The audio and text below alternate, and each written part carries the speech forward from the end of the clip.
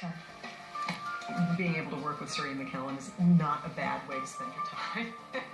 And I'm a Sherlock Holmes fanatic, and have been for a very, very long time. I actually have an illustration of William Gillette as Sherlock Holmes in my office. I took it to college with me. It's hung in my world, since I was a little girl. So. I didn't know you wrote stories. I decided to get it right before I die. You're not going to die. I had a great uncle who lived to be 102. What are the odds that you would know two men who would live that long? Well, I didn't actually know him. Laura Linney co-stars as Mr. Holmes' beleaguered housekeeper, Mrs. Monroe. Everyone sort of starts off the movie in a slight state of disorientation. She's a war widow. She has a young child to raise. She all of a sudden is forced into employment that she neither wants or is particularly good at. So she's really struggling. A few years ago, I could have told you everything about the woman in that photograph. Certainly I'd recall what had become of her, whether she was victim or culprit. But that night, I couldn't remember any of it. And Ian had to be properly trained and reassured in order to share the screen with some buzzworthy co-stars. I said, but I am not working with bees. He said, you are? No, that CGI can deal with, no, you have to be in the same frame as the actual bees. So I went to bee school and I learned how to do it. And I lift up that frame of bees from the hive, and I'm not wearing gloves, you may notice, and they're as close to my face as my hands are now, and I turn it round.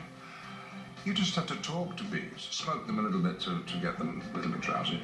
I tell them it's going to be all right, and you're interested in them, and they're frankly not interested in us. Evidence. Now we must solve it. As long as we don't get in the way, they're fine. A convincing set of circumstances signaling your intention to murder your husband.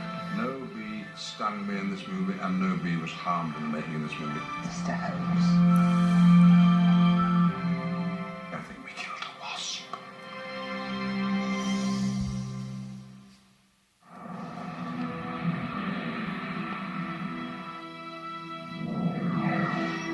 Yeah, this place is super creepy at night.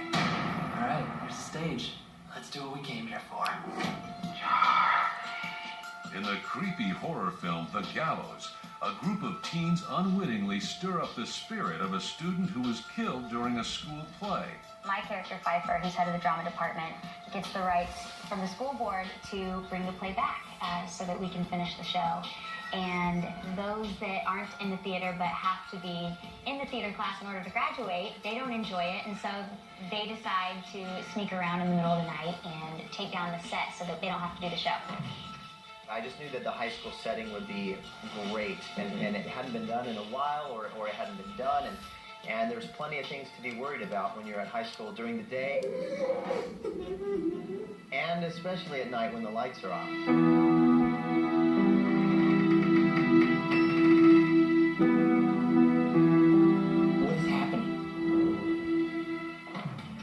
And these young performers had a blast working with their first-time feature directors. You listen to him start spitballing, and it was just magic.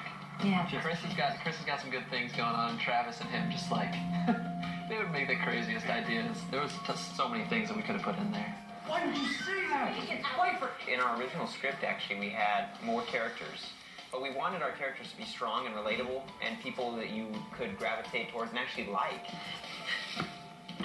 And remember when we first started, Chris and Travis going through everything, they wanted to keep a level of authenticity to it that wasn't prevalent in a lot of horror movies before that. And so when I saw, they're like, you're going to be exactly like yourself. And when I would read the things that they wanted me to say, I'd be like, what do you think of me? Like, I felt like I was like the worst person in the world. As we went on, like, we realized that ultimately it really is just about the fear that we all share, and just the fact that ultimately it's human nature to be terrified, and it just brought us all to the same level, regardless of how different we started out.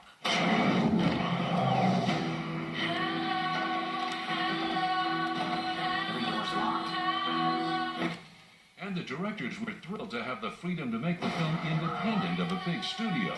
I don't think that a studio would have given us a dime. and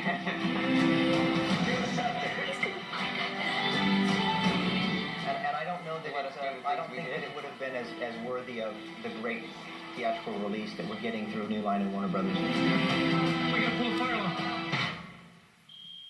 Had it not been done with that indie spirit, that like it's all up to us. And that spirit, I think, went all the way through and pushed through to levels of the studios.